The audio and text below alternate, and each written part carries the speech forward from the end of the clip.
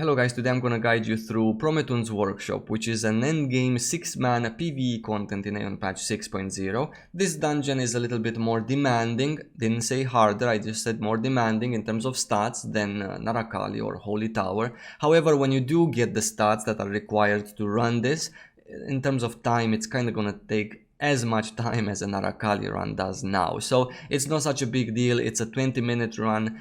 It's pretty pleasant. It's pretty easy if you get a little bit lucky with the secret paths. We're going to talk about them. But yeah, other than that, a one boss dungeon with a couple of mini bosses, and that's about it. Pretty nice dungeon to do. And I'm going to tell you everything you need to know about it by watching this recording. This is one of our runs from last week, so we're going to watch it together today during this video, and I'm going to explain everything to you.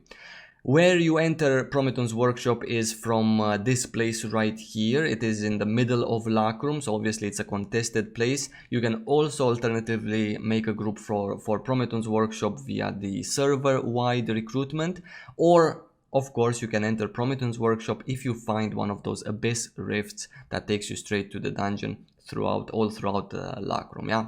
Cool. Now, before we get into the class composition and what stats you need, etc., let me just explain this dangerous explosive mechanic right here. So this is a barrel that if you DPS it, it explodes. It does damage to the group members that are around it, and obviously also does damage to the mobs that are around it. So it's just a simple mechanic for you to be able to clear packs of mobs faster if you pull all of them next to the barrel and so on and so forth. You're going to find them throughout the dungeon as well. Not very important, just explained it because it was right there at the beginning for you guys to understand. Yeah, cool. In terms of class composition, first, obviously, as with all of my other PvE guides that I make and that I will make, I recommend having gladiators here. Now a gladiator, 2 gladiators, 4 gladiators, the more gladiators the better. In this patch I kinda like gladiators, and not because of the gladiator as a class, but just because the way the dungeons are set up in patch 6.x. There's a lot of ads everywhere, a lot of mobs everywhere, bosses spawn ads, not all of them but most of them, so having an AoE DPS that is also pretty tanky and has access to so many AoEs, so fast cooldowns, is actually a treasure in all of the PvE content in AION patch 6.x. Sorcerers obviously are also good, but then again you can run with whatever class you want. The runs might take longer, yeah, or killing stuff might take longer if you don't have AoE. However, that's not a big problem. It's not going to be the reason why you're going to fail or succeed, right? You get my point. It's just easier. Cool. So other than that, you need a cleric. Obviously, I highly recommend you take a chanter because groups need to be buff, especially now at the beginning when people don't really have like I don't know, red transformations to spare and so on and so forth. So chanters give a lot, and chanters give a lot especially to physical classes, and since I recommended gladiators, obviously I'm going to recommend chanters as well. Cool. In terms of stats, guys, we're just clearing mobs. There is nothing spectacular. You see my minimap here. My chat is here for the loot or whatever you want to see. So in terms of stats, the stats that you need, it is a must to have as a DPS class, or even as a chanter because you're DPSing also, a bare minimum of 10,000 accuracy or 10,000 magical accuracy if you're a magical DPS class.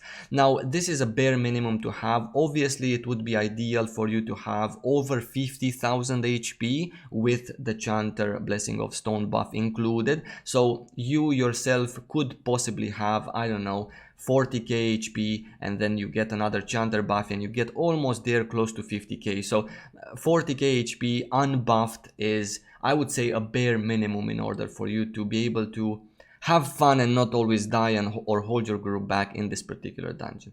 So as we clear the mobs, guys, we are desperately looking for a sign on the ground, yeah? One of these little plates that you see here all around, like this one here, let me pause, like this one, yeah? It's just a little inscription on the ground. It can be on the ground or it can be on the side of a wall. You just have to look around the room as you come into the dungeon, as you get to this point where this barrier is right here, yeah?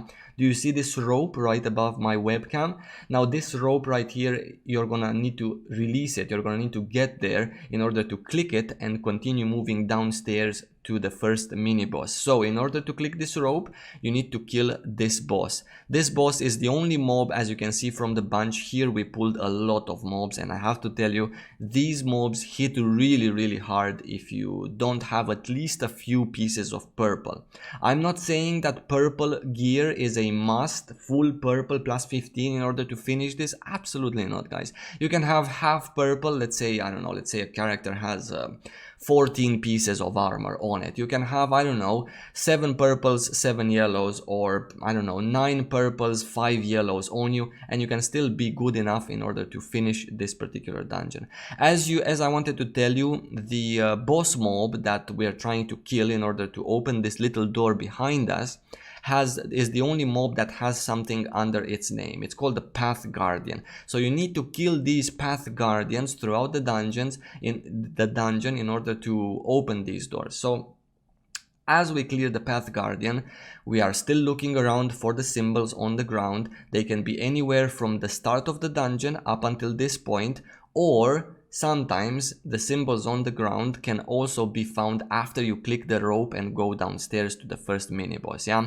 So what we're gonna do soon enough is I think we're gonna split a little bit just to make sure we didn't miss the symbol on the ground, and then one person is going to use the rope and go downstairs to see, is there a symbol next to the first mini boss? Yeah. So I'm gonna skip because I already know this recording and the symbol is actually downstairs in this case. So let's just skip a little bit in time until we're all downstairs. There we go. So our person downstairs found the symbol. I will show it to you right away. Let's jump. It's right there. Yeah. You can see that there is just a different colored plate on the ground, and that is all you need to know. Why do you need this symbol? This is the first mini boss, nothing spectacular. You just go in, you just kill it, you just get some yellows, and that's about it. Why do we need this symbol here, you're asking? Well, this symbol is important for you to know if you want to open the secret doors. These are the secret doors right here. What these doors give you is nothing else besides a faster run. So you have two options right now in terms of the minimap.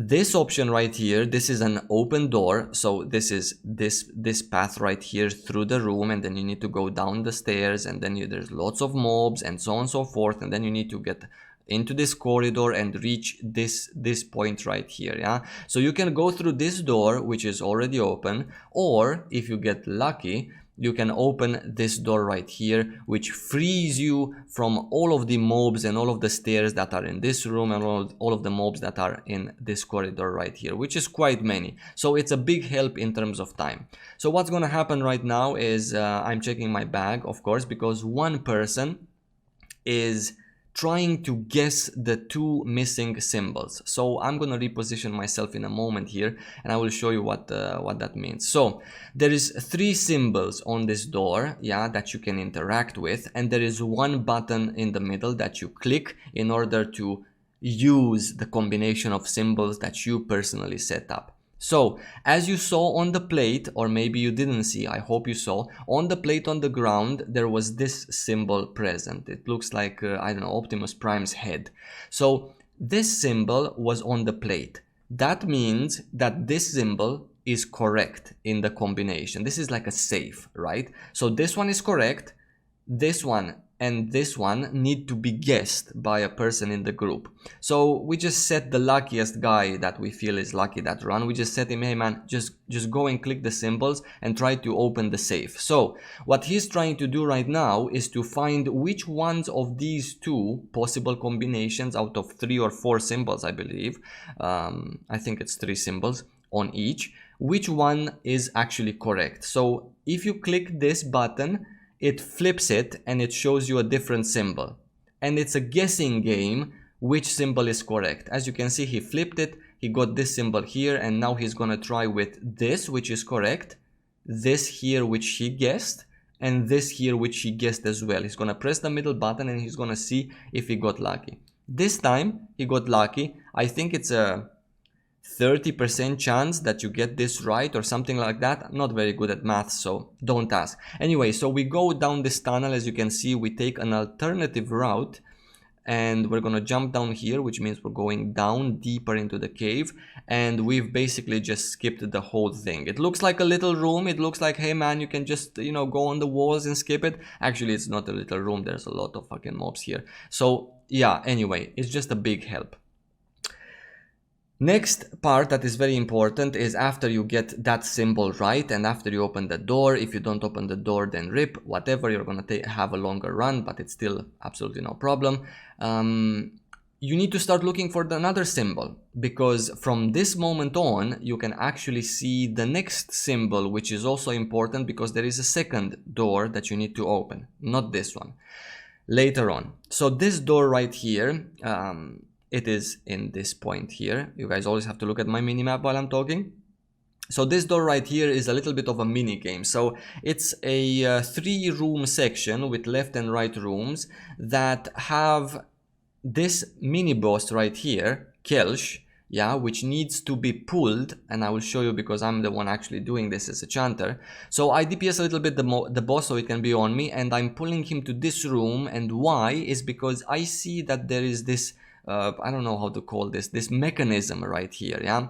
So the boss Kelsch needs to do his AoE belly jump on the mechanism. So I'm pulling him right here close to this mechanism. As you can see, it's an object, and the boss is going to do the belly jump on me. I take a lot of damage, and obviously, as you can see, and obviously he's going to DPS the mechanism as well.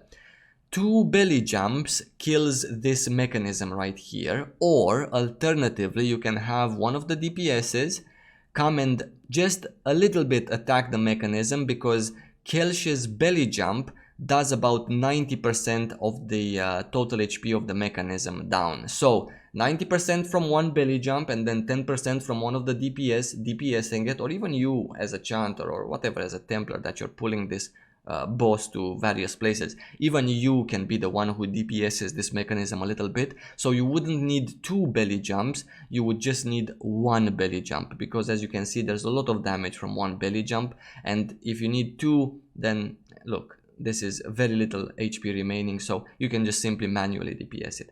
After Kelsch DPSs and kills the 2 mechanisms, then you get this door open, you get this treasure chest which also drops some yellows, and you make sure to loot it because it drops this bundle of yellow enchantment stones, and then make sure to run right away, because Kelsch, the boss, is following you up until the point you're gonna jump down here in this room. So it is very important for you as the guy who pulled Kelsch not to spend a lot of time in the loot next to the boss, because everyone's gonna be around you. So if you stop, Kelsch gets close and starts casting his belly jump again, and then you're gonna kill everyone in the party, and it's pretty difficult to rest in here, to run all the way. It's a pretty boring dungeon if you fail, so treat it seriously, even this path.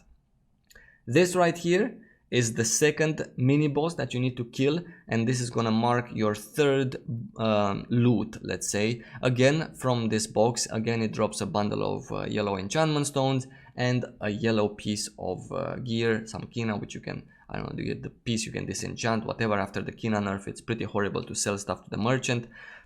And now you finally meet Prometun. Prometun is this Jotun right here. He's going to continue the path for you, and he's going to move this bridge so you can actually continue. Very close, we're getting to the point where we should have already known the second symbol, because we're getting close to the second door. This is another pack of mobs, not very important, so we might as well maybe skip a little bit ahead in time. You go, this is right after the mobs, there is another pack of 5 or 6 mobs here, and there is the secret door right there. At this moment in time, people said, oh my god, we haven't seen the symbol, guys, where's the symbol, did you see it? And then we start panicking and going back. So you you do it better and have a guy set to see the symbol and look at it and find it and just keep it in mind, yeah? Cool. A little bit forward in time. Where are we? We're still killing the mobs. A little bit forward in time, we're gonna free up with the mobs, and this is the next door right here. Whoever is assigned to do the symbols for this run in our group is going to do them. As you can see, there's 3. One of them is correct from the plate. 2 of them are incorrect and need to be juggled, try, juggle, try, and so on and so forth. You have 3 tries. Last try he has on the door right now, and as you can see, he didn't guess the symbols right, and now we have to take the long way. So instead of taking this and jump right here to the last boss, or close to the last boss's room, we have to take this path right here. And as I told you before, this path looks like, oh, that's not such a big deal, it's just 1 tunnel, 2, 3, and then you're back. That's not the case, guys. If you look down there, there's like freaking 7 levels of going down with mobs. However, the second door is much easier to pass by, it's much easier to fail. It's longer, but it's easier in terms of mobs. So what's gonna happen is I'm just gonna run in front. There is this dangerous explosive, there is the mobs, they come in waves, and I'm gonna just aggro everything and just run and just heal myself. My friends are gonna run behind me, and we're just gonna run to the end, because at the end there is a place where you just jump and then the mobs don't follow you anymore in the second door phase. In the first door phase, the mobs follow you and they don't stop because there is nowhere to, let's say, reset them. There's nowhere to jump down. However, the second door, as I said, is much easier to manage. This right here that I marked with 1 is very important, because my groupies in the back need to DPS it and kill it. Because if you don't kill the Path Guardian, as I told you at the beginning of the video, then you're not going to have doors opened. So Path Guardian needs to die, and I will continue running with these mobs while my group kills the Path Guardian, so we can open the door where we actually manage to go down and reset the mobs. And after everyone is down in the room, then you can just simply go ahead and kill the 3rd mini boss, which actually marks your 4th loot.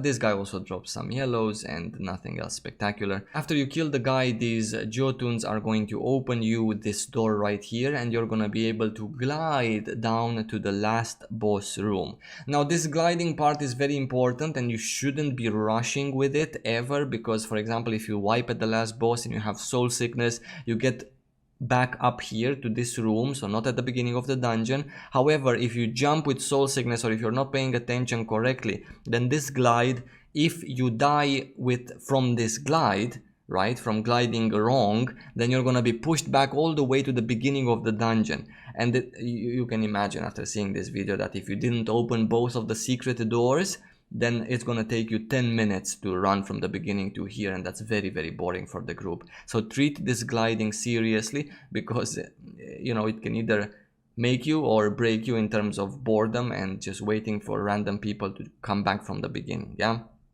cool. This is the last boss's room, and the last boss has 2 phases. I'm gonna talk about them right away. The first phase is right when you jump down. There is a pre-god that is not transformed into the dragon. This phase is not time gated in any way. You don't have a timer and there's no rush. However, the only rush that is there is the fact that if you want to do this phase and then right away the pre-god, the actual boss, then you have to know that during this phase there is a mana drain mechanic from Priga that's going to make your cleric's life pretty hard. So the faster you kill this phase, obviously the better in terms of mana consumption, because you don't waste as much, and then you have almost full or maybe 75% mana on your cleric when the actual boss fight starts. However, what you can do and what some groups do is they just kill this phase. You need to get Priga to 50% to finish this phase.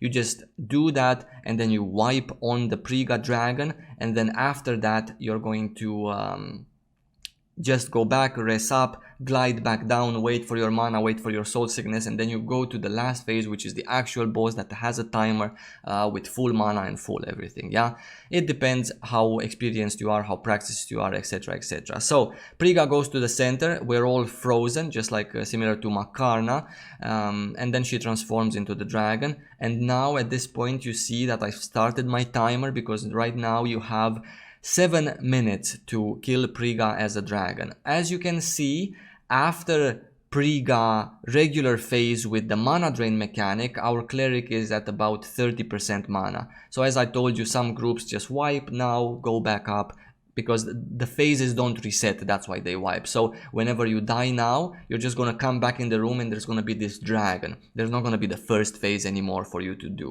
yeah? So that's a pretty cool thing. So the boss mechanics. Now, how can I explain this, guys? Nobody does the boss mechanics here. So if you come to this dungeon, people prefer to spend a little bit more time on getting better gear than coming here and doing the, let's say, the right mechanics in that sense. So this is a tank and spank fight, not because it doesn't have mechanics, but just because people choose to brute force mechanics the same way as we did now. Because with a little bit of gear, I think I even showed you my gear just before, with a little bit of gear you're not gonna have big problems here in terms of just kind of dealing with the mechanics by just healing up and using defensive cooldowns instead of actually doing the mechanics. But for the sake of this video, guys, I will explain to you the mechanics. Let's go just a little bit back in time, guys, because this is pretty important. Okay, so here it is, Bitter Ice Wind. Now Priga goes up in the air and she casts this skill translated like this for us in Europe, Bitter Ice Wind. Now when this skill is cast, when this skill lands, you need to know that your damage to Priga and your damage in general to everything in the room gets reduced by a lot. And you're gonna see that everyone's gonna have a red debuff here, lasts 1 minute, and then the way you dispel this debuff is by standing in Priga's next AoE, which is this one that looks like this. You can see a marker on the ground, it's clear as day, and then she does this, she obviously does damage, quite substantial damage to your group, and then she removes that debuff that reduces your damage by a lot. So this is mechanic number 1. This is very important. The reason that we stay stacked up here is, actually there's 2 reasons. Reason number 1, we stay stacked because she does Bitter Ice Wind on one person, and then that Bitter Ice Wind is a room-wide AoE. However, the dispelling mechanic that Priga does, you need to be in it in order to remove the debuff. So that's why we stay stacked for convenience purposes, so we can, we all get the debuff anyway and we all get it dispelled. Holistic Arrow is something that again does damage to everyone in the group. However, it's a cast targeted to one group member. Doesn't matter what you can do to avoid it because you're all stacked up anyway. Another Holistic Arrow, she does that quite often. Sometimes Priga also crits, by the way, just saying for your clerics to be ready with that. And Cold Claw is another mechanic that does damage on one group member, and that is the tank. Soon ads, actually this is very important, ads are right now in the room, yeah? So ads spawn in the room and there's 3 pieces of ads. As you can see, there's 2 of these melee ads, the gladiator looking type, and then there's one right underneath Priga which I'm actually targeting. It is the battle mage. Now these 2 ads do a lot of cleave damage when they attack their target. They do a lot of AoE, which is pretty hurtful to everyone in the group. This mage right here does a lot of single target damage to the person with the highest aggro on it. So they are very important to get down really fast. And this is the second boss mechanic that I want to emphasize on. Kill these ads as an utmost priority all the time. You can kill these ads 2 ways, yeah? One way is you deal with the mage first, and only the ranged DPS kill the mage if he is ranged, because obviously sometimes the mage spawns here and he doesn't move closer because he's ranged. This time we got lucky that the mage spawned right under the boss because the gladiator's AoE can also hit it. So you can get lucky or you can get unlucky for the mage to spawn here, and then only the ranged DPS can attack it if you want to stand still. There is a second option to deal with the mage, and that is all of the group moves, like all of them, the cleric, the chanter, the tank included, all of the group moves always on top of the mage's position, kills it really fast, and then stays stacked because the boss is gonna come to your location anyway, and then you deal with these other 2 mobs. So there's 2 ways. If you have enough ranged DPS in the group, then just ask them to deal with the mage mob, while the melee DPS stand in one place and everyone else stands in one place and AoEs these or deals with these, etc. If you don't have enough ranged DPS in the group, then all of you always move and stack up on top of the mage mob. Yeah, cool. As you can see, there is mobs in the room, and then Priga is doing the bitter ice cold, which is gonna put this debuff on us again. Actually, the debuff is already here, that we have reduced damage. If this debuff is on you and you have mobs in the room, the situation becomes very dangerous, because obviously you don't have enough damage to kill both of these mobs in a timely fashion before they do this kind of skill. Priga does now the remove debuff mechanic, which also does damage, and these mobs do AoE cleave damage like we just saw. So there's a lot of damage to be taken in the mob phase. That's why the mob phase is the most important part of this boss fight. Deal with the mobs as a priority. Leave everything aside and just deal with the mobs. I'm gonna go a few seconds back in time because there was another mechanic. Ice Shackles comes always after the mobs, without any doubt. Ice Shackles goes on the tank, the person with the highest aggro to the boss at that point. So Ice Shackles is an ice prison that is very easy to DPS. As you can see, I'm gonna target it right away and I'm gonna mark it with 1 because it is super important. Yeah, you DPS, you free up your tank, and then you continue the fight with Priga. Nothing special. You have 7 minutes in total. Right now we are at 2 minutes and 17 seconds from the beginning of the phase. And very soon, when we're gonna get to about 45%, more mobs are going to spawn. The second wave of mobs is going to spawn. The first wave of mobs is pretty easy, and that is because Priga does the debuff on you plus the removal of the debuff pretty fast, one after the other. However, when you get to the mobs that come at about 25%, that's gonna be a phase in which you need to last a little bit longer, because Priga doesn't remove your damage decrease debuff so fast as she does for the first 2 waves of mobs. So we're at about, I don't know, 47%, 45%. It depends on your DPS, right? And then another set of 2 melee ads and 1 ranged ad. As you can see, he's really far away this time, is going to spawn. Yeah, you mark him with number 1. Luckily for us, we have 3 ranged DPS, and at the moment we don't have the debuff, so we do manage to kill this ranged ad by just standing still. However, there's 2 other melee mobs here that put a lot of pressure on the heals. So we're lucky in the sense that the mage doesn't get to do much, but we're unlucky in the sense that our cleric is in a lot of pressure, just because these 2 melee ads, they do a lot of AoE damage plus the damage from the boss, and so on and so forth. One other mechanic that I will mention before we get to the very hard phase, which is 25%, is this one right here. As you can see, there is cold explosion gathering, right? So you need to keep an eye on how much frost is gathered here, because when frost reaches 60 out of 60, then there's gonna be a AoE that is placed on the room that's going to do again substantial damage to your group. Now, unfortunately, with my graphic settings that I played AION that time with, I don't see the damage from the floor, but I can explain it to you. Basically, you see these squares on the floor. Yeah, there's all sorts of squares. The floor is made out of squares. So some of these squares light up in a gray color. So when they light up in a gray color, you need to step away from that square and go to a square that is free.